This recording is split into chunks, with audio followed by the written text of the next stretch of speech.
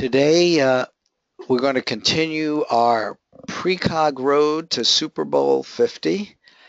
I'll be starting this presentation and Scott will be picking it up a little later. What we're going to be doing here is an actual four-choice ARV approach for predicting the winner of Super Bowl 50. At this point in the conference, we're down to the championship games. What that means is this Sunday on the 24th, we have the AFC championship game between New England and Denver, and we also have the NFC championship between Arizona and Carolina. So those games obviously have not been played yet. They'll be played this Sunday. We're about to go into this four-choice approach to find the winner. What we know is the final Super Bowl game between the winner of this game and this game will occur on February 7th, but we really don't know who will be playing on the 7th. What we do know is that the winner, the champ, will be one of these four teams. Okay, so hopefully that's clear. There are two championship games left. I'm sorry, let me get this right. I want to use the right words. Yeah, two championship games left. But the final, calling it the final championship game here for the Super Bowl, is going to be one of these four teams. Now, the basic approach is really quite simple for those who know binary ARV. In this case, we have four teams, and we'll have one photo site associated with each team. And period. And then your job, your tasking, will be just the same as in binary. Your job as a remote viewer is no different. Your job is to describe and or sketch your, and we gave it a random coordinate, 849312 feedback target. So what we're about to do now from the perspective of the remote viewing is no different than any other remote viewing session that you do. You've got your tasking. So unless there are questions, without any further ado, get some paper, pencil, pen, set up your page, your name on the right, your coordinate maybe in the middle on the top, so it'll be available to you when you start. 849312.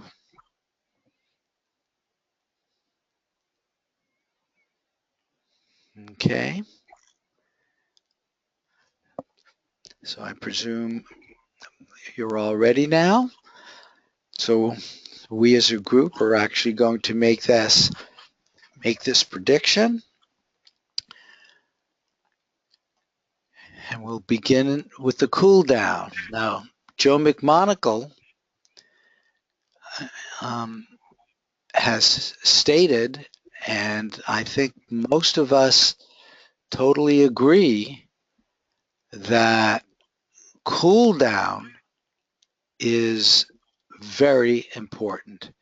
He has actually quantified that to a certain extent, and I don't even know exactly what that means, but basically it means it's a major fraction of the whole remote viewing discipline. And that makes sense. And it's during cool down where you get into the space where you can pick up information from your subconscious and communicate it to your conscious mind so that you get it down on your transcript. And so we're really beginning the cool down process now. Get into your now, drop everything else that's going on into your life and begin to focus right here, right now. Focus on your breathing.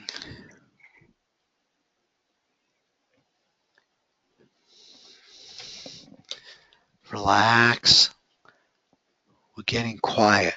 We're cooling down, opening ourselves up to the communication channel between the subconscious and the conscious mind. Relax. Just focus on your breathing.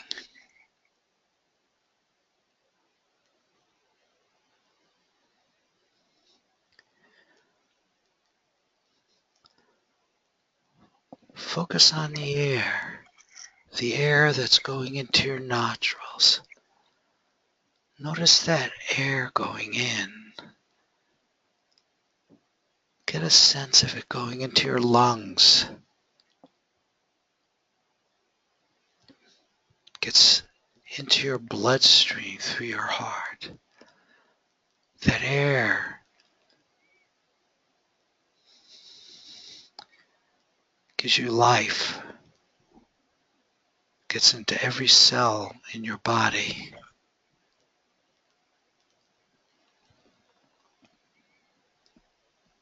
It's this air that makes you a conscious.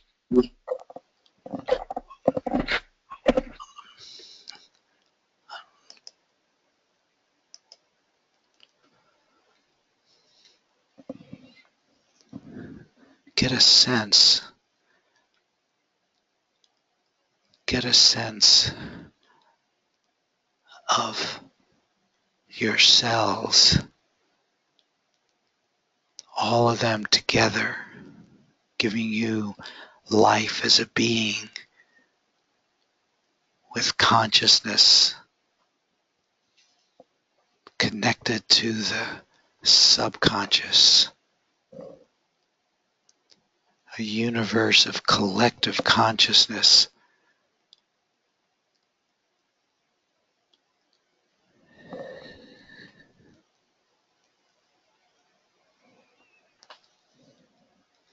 Okay, now I want you to move your consciousness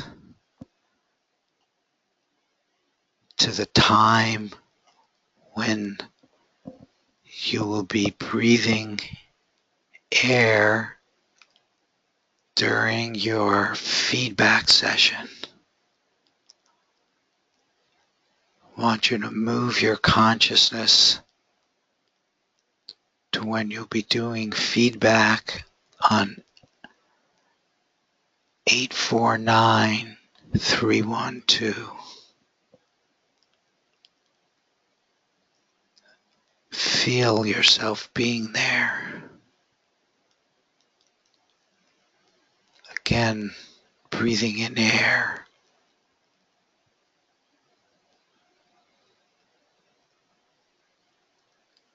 Which feeds every cell in your body.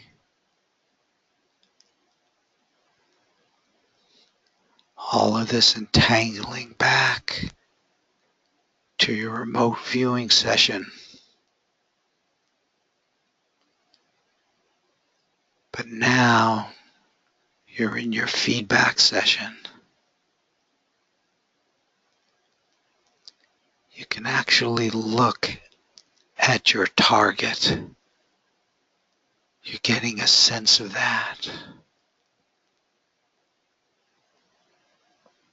I'm going to count back from 4 and begin your remote viewing transcript description. 4, 3, 2, 1, begin.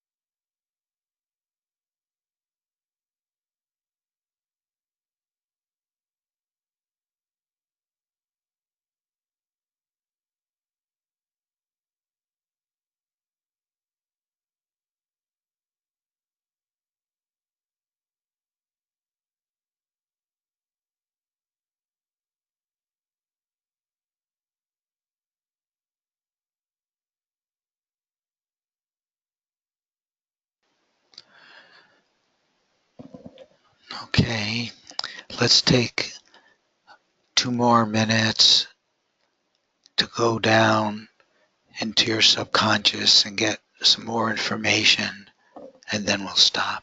2 more minutes.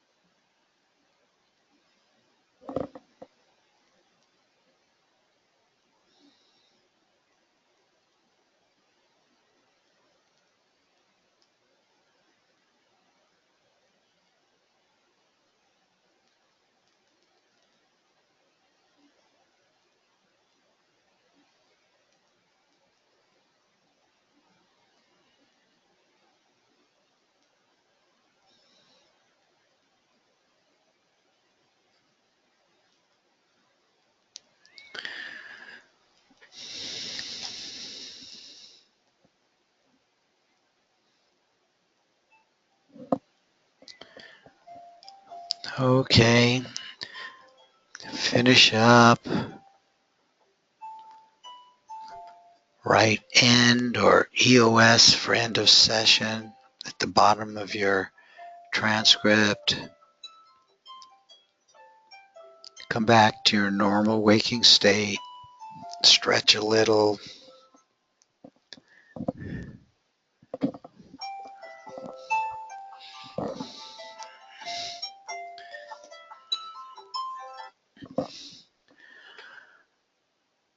Okay, how we doing? How did that feel? That was an interesting target, whatever it was. Unmuted. Okay, cool. Okay, cool. It was a, it was a, Anybody else? Harry, how did it go for you?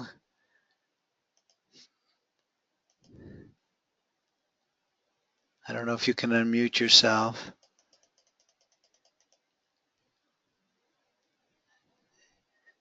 And Julie?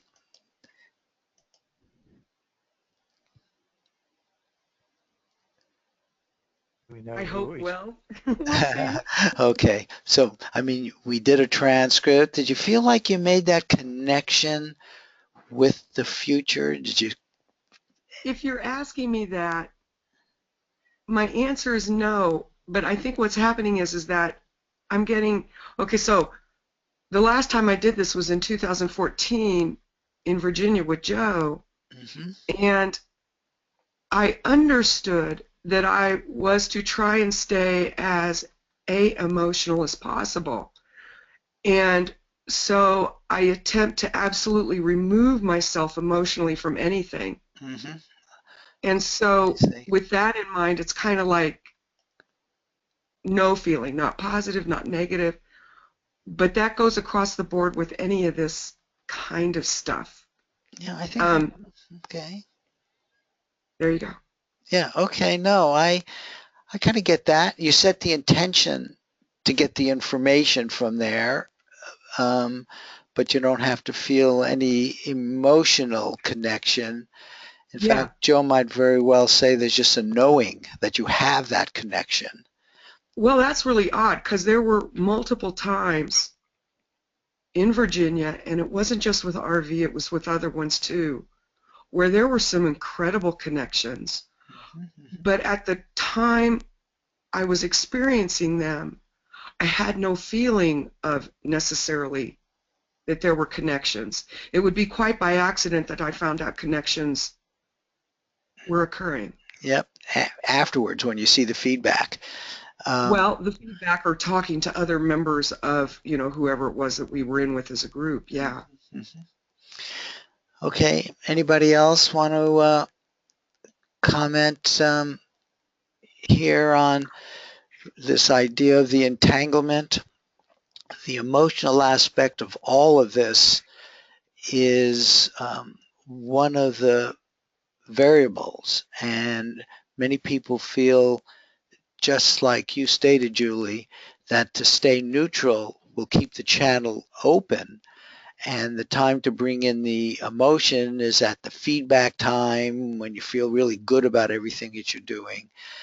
But during cool down, others feel that to get into this positive space um, is another approach, because it also connects up with the positive space at feedback time.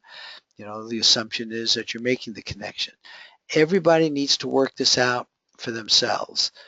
I did a cool down. We've had many other people do the cool downs to enhance this connection.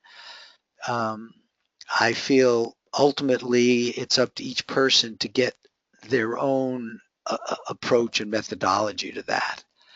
But that's my feeling.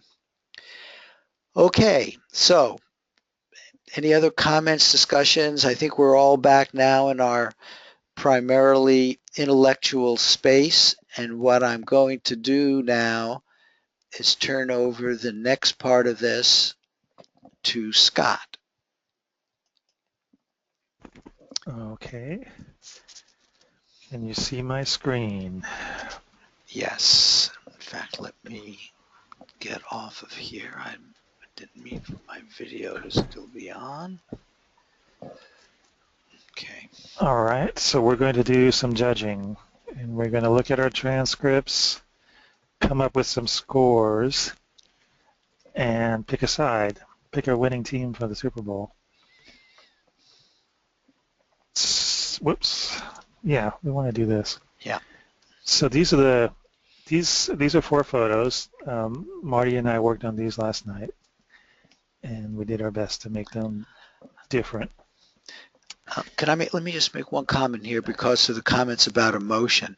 If right now you see one which you're really attracted to at any emotional level, try to suppress that. This is primarily intellectual.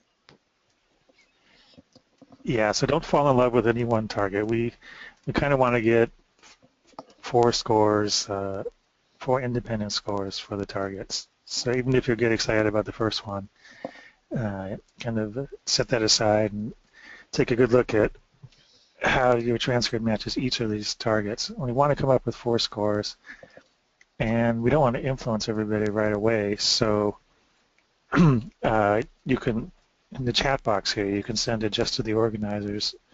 You can send four scores. They're going to be on the SRI target scale. So we want a number from 0 to 7 for each of these targets. So looking at the first target and looking at your transcript, come up with a score from 0 to 7. Put it in the chat box when you've got it and address it to the organizers only. There's a little drop-down list in the chat box, so it won't go to everybody.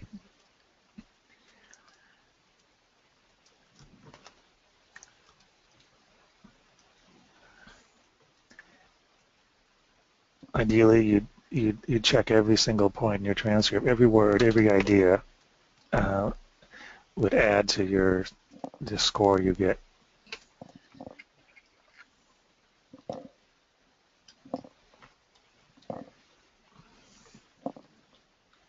So give me a number in the chat box for how well you matched target A there on the upper left.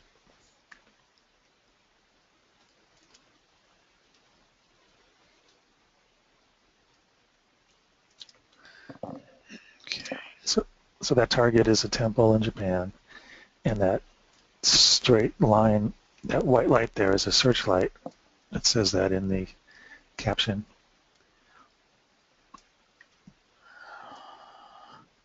It's a spotlight that shines across the sky. So I got a score from Teresa and Julie, and I have a spreadsheet here to put these in. You're going to do that? Okay, I'll do it too. That'll be a check.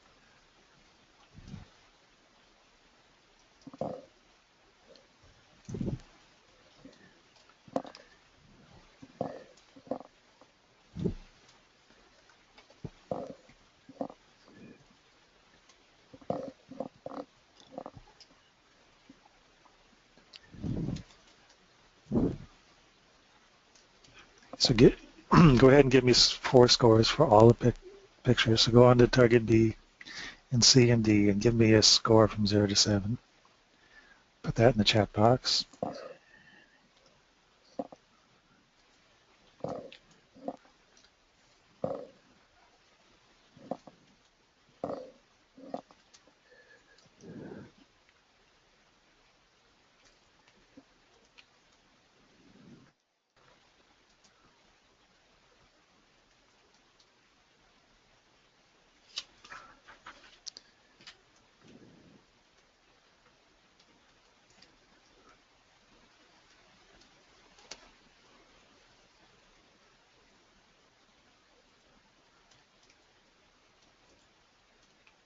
Julie, do you have 4 scores for me?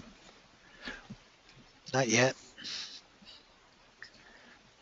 Take your time. Judging is known to take time. Okay, there you go.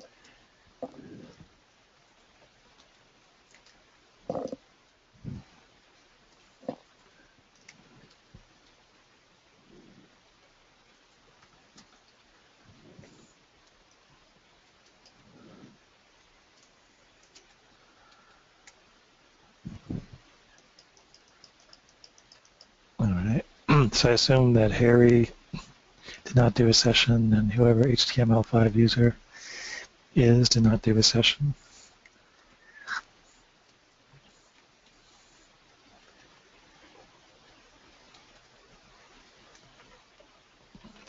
Okay, so is that everybody?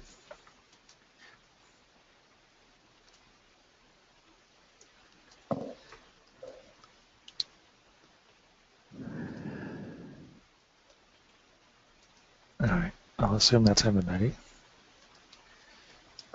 So this is how I summarized it here.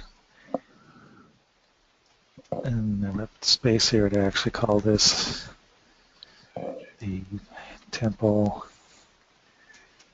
And this is, call that jumping. And this we could call a reef.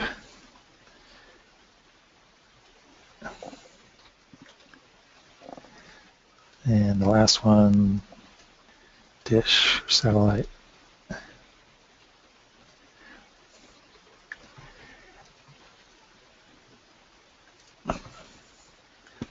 So it looks like we got the highest scores definitely for the first one. If we took an average score for all these,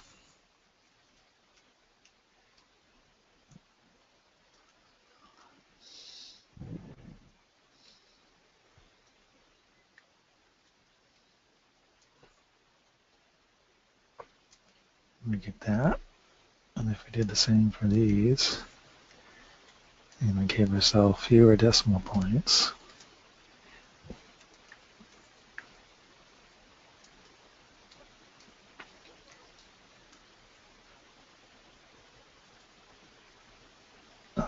bottom bar, then it looks like we have a wagerable average for this one, for photo site A, which was the temple. I did a quick session too, and I kind of picked the temple too, but I was kind of biased because I actually knew the four targets. And there's a nice separation of 2 points here between the highest one. Well, it's almost 2 points, 1.9 points between this and this. So the next biggest, these are pretty much tied. So it looks like the group picked this one. Looks like the group picked A. Now we assigned A, B, C, and D randomly to the 4 teams that are left that could win the Super Bowl. And if we go down to that, we see that A is the Arizona Cardinals. So we picked photo site A, and last night Marty and I randomly assigned A to the Arizona Cardinals. So it looks like that's our group prediction for who wins the Super Bowl. Anything you want to say to that, Marty? No, and I mean, that's good. Again, it's clear, which I hate to say somehow might bother me, and it's the first one, but that's our prediction. Yeah. And I don't think it makes sense to do anything else. We're going to look at the wagering sites. Right. Yes, that's good. In fact, I'll wager a little bit too. I can do this one. I have a couple accounts here. The other one has a lot more money in it. But if we want to look at the Super Bowl,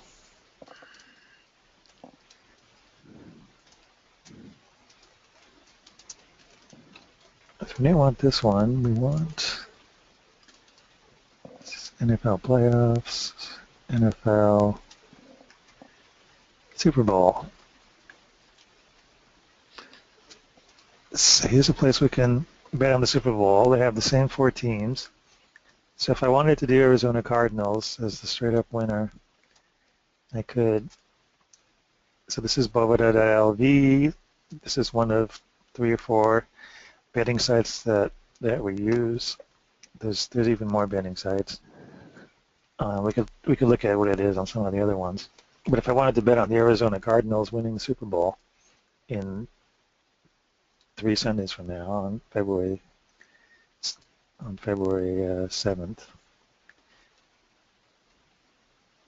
then I could put some money in here. If I wanted to use risk management, then I might take 10 or 20% of my account balance here.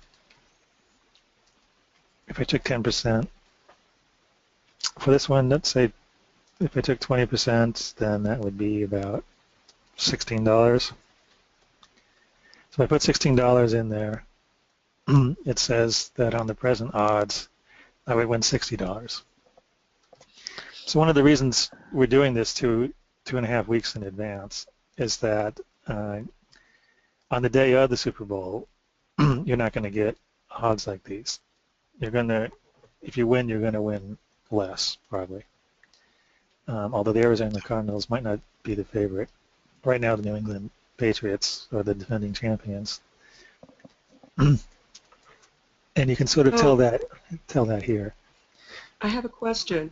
Yes. Does that mean that when you go to place the bet, at the odds that are at the time you place it are what is honored at the end? That those. Yes. Oh, okay. It's Yes. not like a horse race. That's right, Julie. Yeah, so if you place a bet right now, you'll get 60. If you place it on the day of the event, you'll probably get a lot less, I would guess. Gotcha. Thank you. But right, but when, and it may change in time, but when you confirm the bet, that holds. Right. So if I say review bets here, say I might even ask my pendulum here. I say, is this a good amount to bet? Or I'll ask if is this a winning bet? And so if I like that, then I'll come here. It's still not quite confirmed. It's just double checking that I want Arizona Cardinals here to win the Super Bowl, and that if I bet $16 and I win, then I'll get $60. So if I could actually place the bet here, I want to go back and change it. Since it's just a kind of a practice bet, I think I'm going to lower this closer to 10% of my account. And just so you know, I'm in Bookmaker, and Bookmaker, it's 353 rather than 375. So you get a little bit more money on at present on Bovida, but that's going to change every hour of every day, maybe. Right. And it's the third highest. The Patriots are at 195. Mm-hmm. Now, Scott, I have another question. Yes, Julie. I believe I heard you say that when you see these returns and you have a winner, that's on paper from what's just been done, that you review it. Are you reviewing it in your gut or some other way before you go on? Yeah, I do. Well, I want to double check it certainly because I'm putting money down. Uh-huh.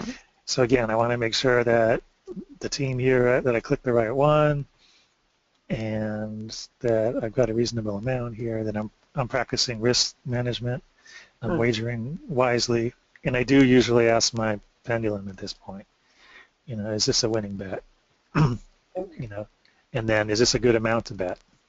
I'll ask 3 or 4 questions. Will Arizona Cardinals win the Super Bowl?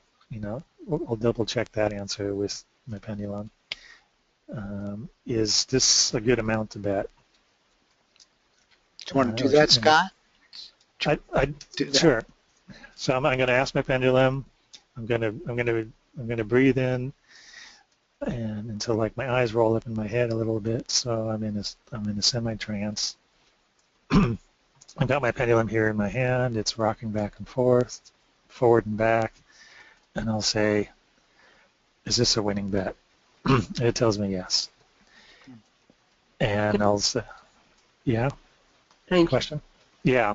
And then I'll say, is this a good amount to bet? Because risk management is an entirely different question. And the people that practice risk management the best will grow their account.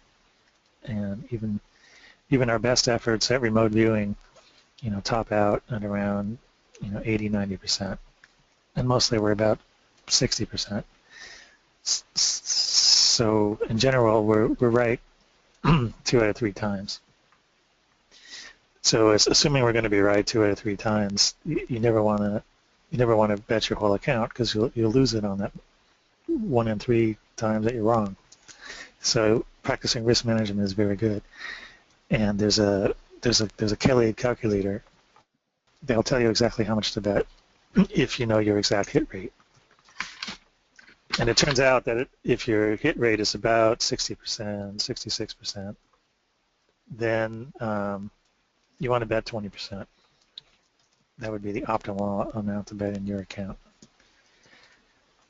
So in general, for RV bets, we bet somewhere between 10 and 20% of their account. If you bet much more than that, then you're gonna, when we get a miss, then you're gonna drain your account.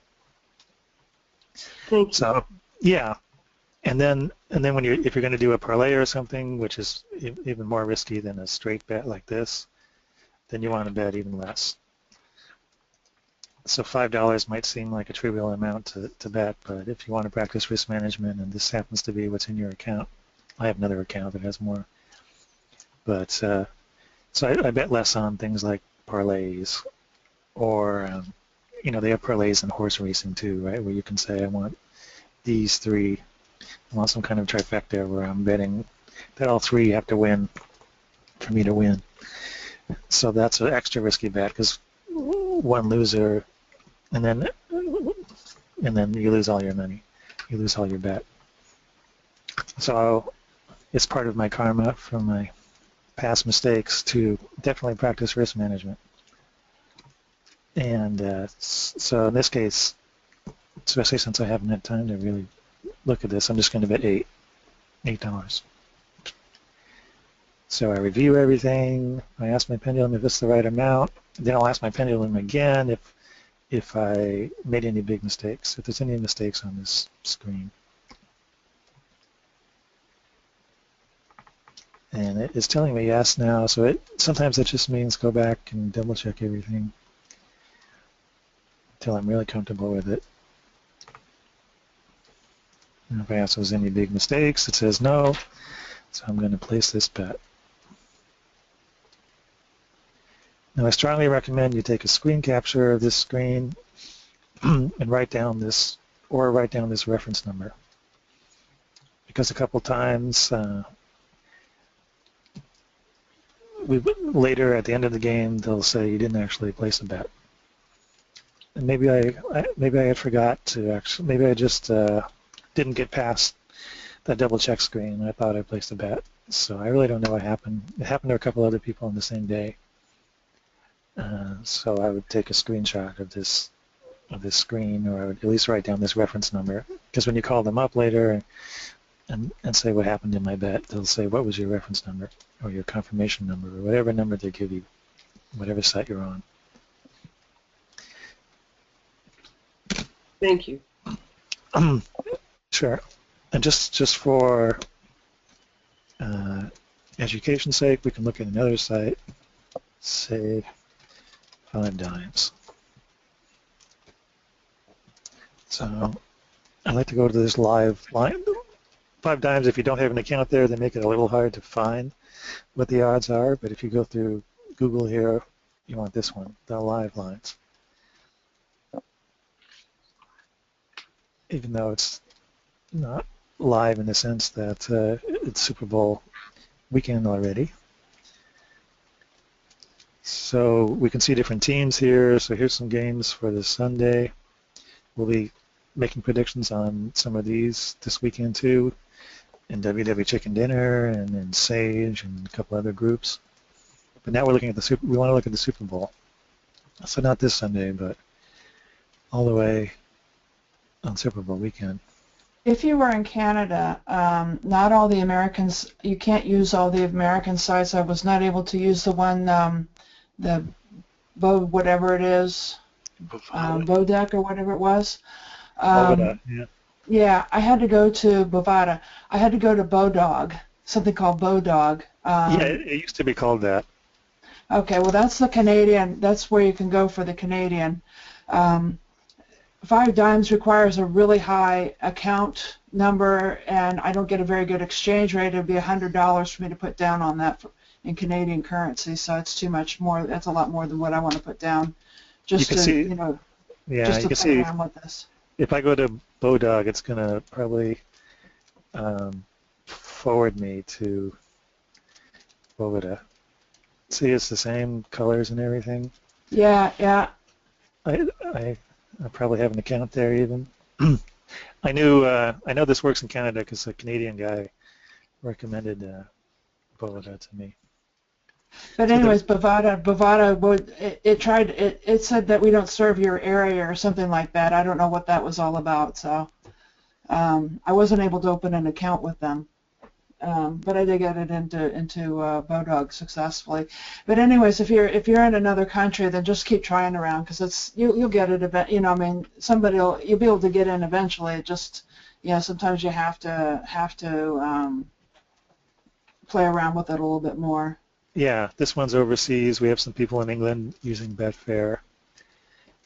And so if I want to use 5 dimes, instead of going to NFL, which only has games for this weekend, we go to NFL Futures. And here we can bet on the Super Bowl. Oops. Most valuable player. You can bet on pretty much anything. Yeah, that's weird that it has that date there. I wonder why. Ooh. Yeah, that's Oh, these. the 24th. That's this weekend. Yeah, they have the wrong date there. Yeah. But they have the same 4 teams. And if we wanted to bet on Cardinals, it's 340 plus 345. Mm-hmm. And then we got 375 here. So they're just slightly different on each site. So we compare 345 to 375. So this, yeah. Yeah, so yours is a better deal. 375 is a better deal. Yeah, it's not always that way. Obviously, other sites have, even right now, have. If you want to bet on the Patriots, you'll get better odds, even on this site. And then, so I guess Marty likes Bookmaker. Yeah, that's what I used, and those numbers are roughly the same. Arizona is the 3rd ranked by the odds.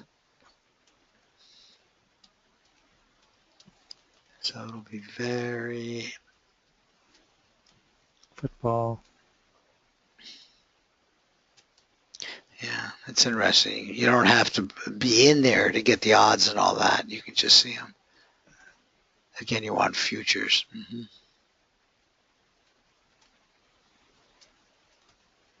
NFL futures. So here's the same 4 teams. Yep. And for our pick, the Cardinals, 353.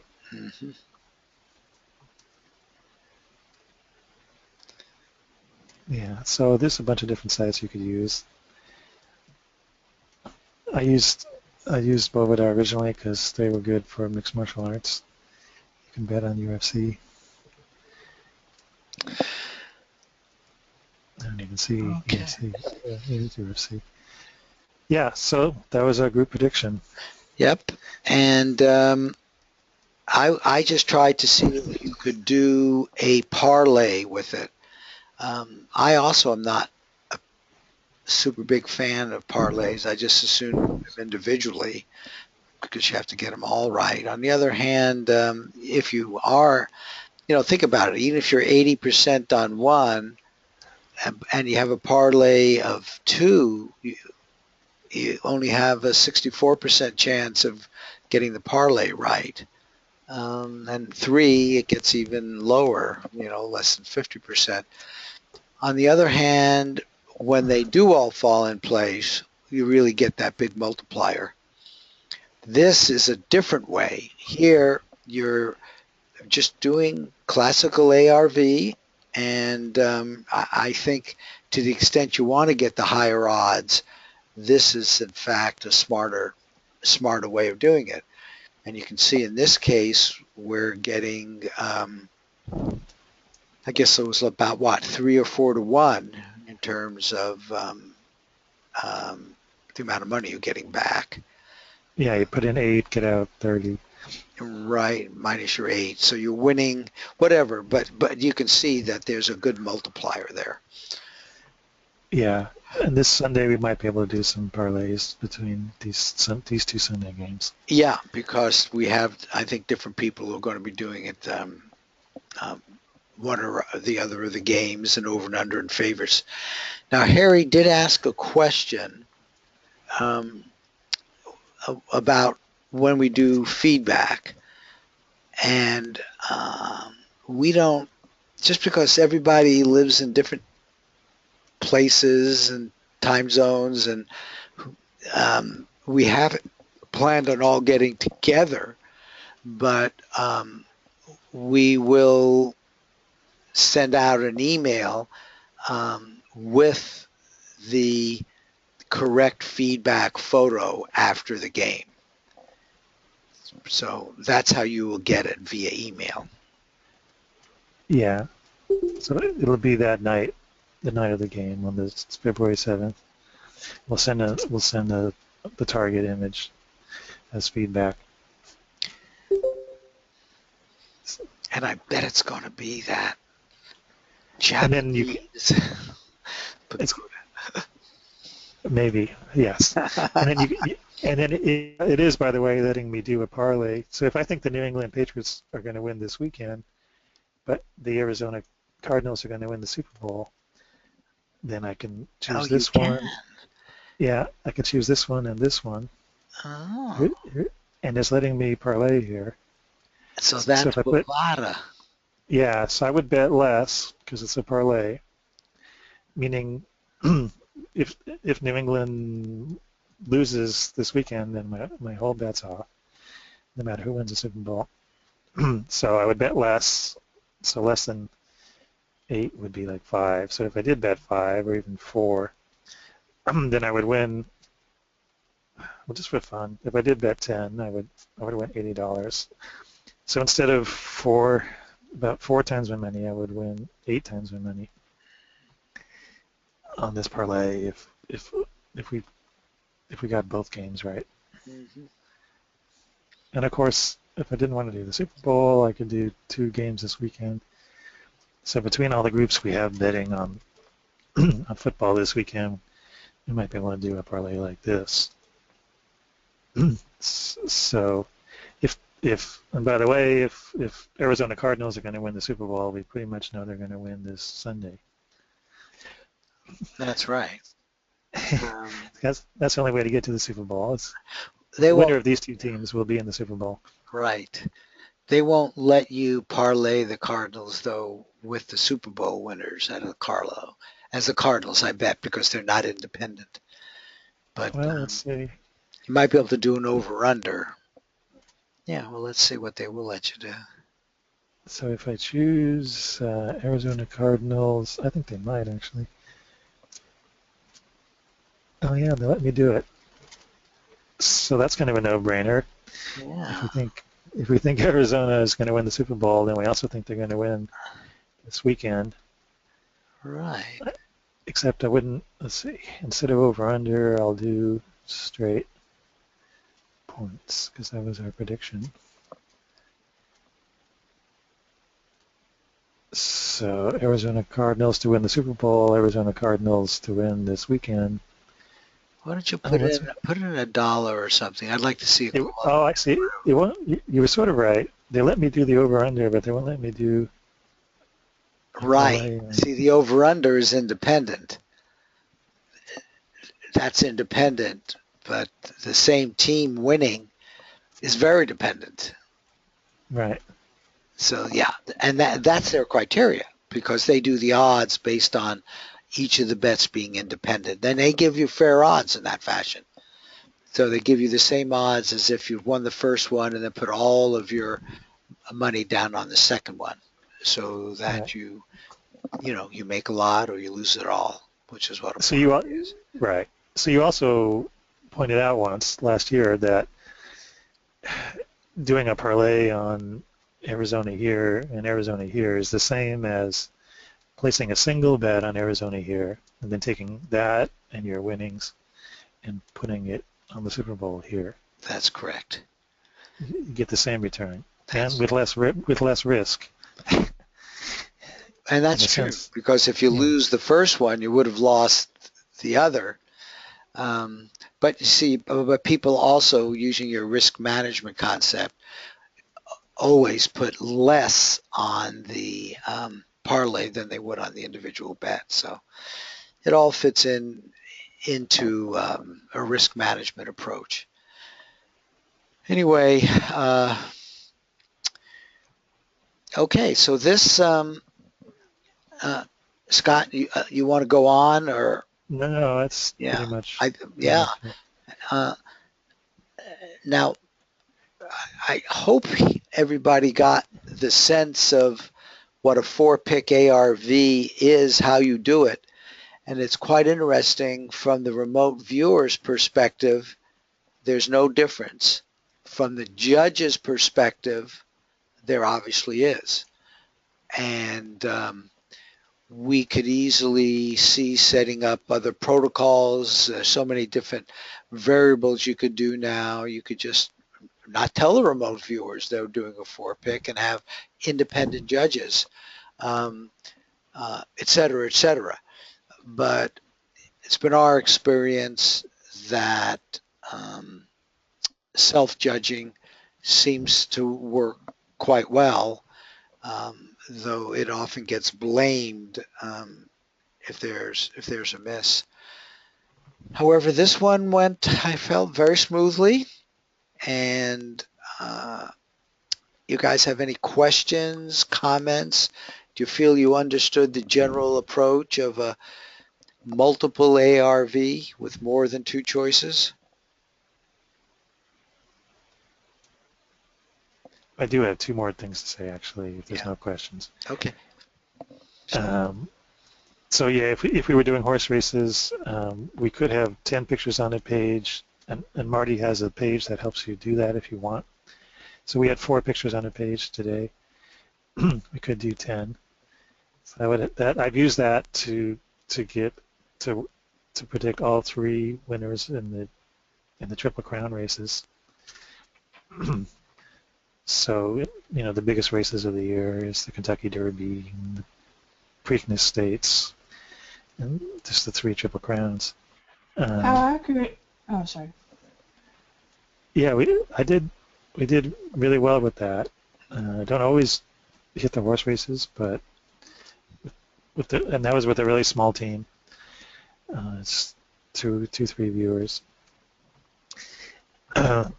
So the other thing I wanted to say, sort of in the back of your mind with risk management, and somebody did say who's the favorite here. So New England Patriots are the favorite. You know, they're the defending championship. The Arizona Cardinals are like the third in line. So Denver Broncos are the ultimate underdog here. Most people give them the least chances of winning than anybody. New England Patriots, they give the most chances of winning. You know, Vegas isn't always right, but they're often right. And then the Carolina Panthers here, they're the second favorite, and then Arizona Cardinals are in third. So keep that in mind. You might want to bet even less because you know, Vegas doesn't have them in the top here. In fact, Vegas would say that they're going to lose this Sunday. But you know, it happens. We could win big on this one. But factor, you know, if you're betting on in a horse race, if you're betting on the 10th, you know, the 10th least likely to win, then you know you'd put that into your risk management strategy. You bet more on favorites and less on underdogs. But the good thing about underdogs is they pay a lot more than the favorites, and every once in a while you're right.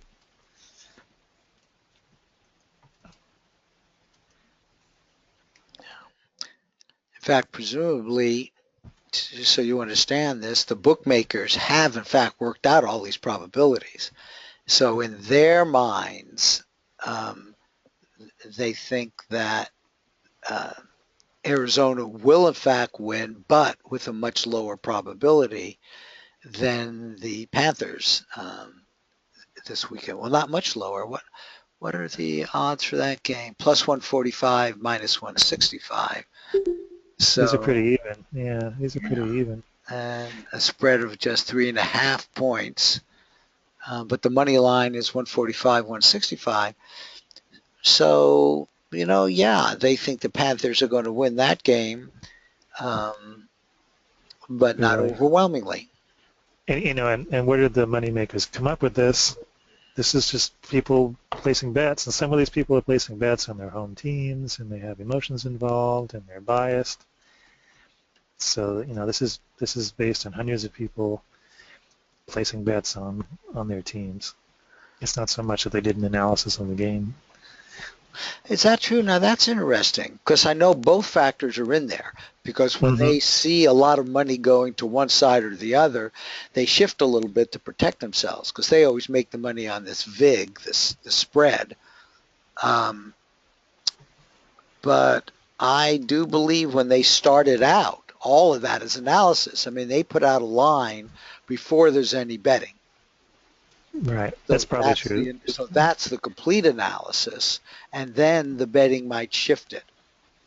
Right. In fact, that has to be the way it is, yeah. Yeah, it has to be. Yeah, so they've done some analysis. They're obviously favored to the champion. They usually are, the defending champion. And then as everybody bets, puts in their own opinion, and people vote with their money, then these lines move around. And, you know, the former favorite can turn into the underdog. You never know. And underdogs win every once in a while. Well, with some probability, right. Yeah. Okay. Any comments? What did you think about what happened here? Feeling good about it? Thank you so much for your time on this. I'm learning, and every chance I get, I figure I'll get better and better if I just keep absorbing what it is that you have to teach. Well, that's right. And do feel free to ask questions. You know, we're all in the discussion group or your own personal group. That's why we're here. And of course, these webinars we do hope help. Um, but please ask questions. We really are about education and improving our abilities to do the RVing, the judging, feedback sessions. There's a skill involved there where you also want to feel attached to the remote viewing because that's a communication channel which goes both ways. And then wagering. We've had webinars on, you know, what we think are best ways to wager. And there are always differences of opinion. All of this ultimately comes down to you taking responsibility for your own decisions here. That was Jenny. I muted Jenny. Okay. You know, so this idea of recognizing that there's something significant in you that's going on in all of this is, I think, one of the deepening aspects of what we're involved in here, and it's wonderful, frankly. I personally think it just enhances the richness of one's life by really getting that you are connected to so much more than we would normally think as being, quote, normal. Okay. If there are no other comments, why don't we end this now, and do keep precogging. Thank you. Bye. Goodbye, everybody.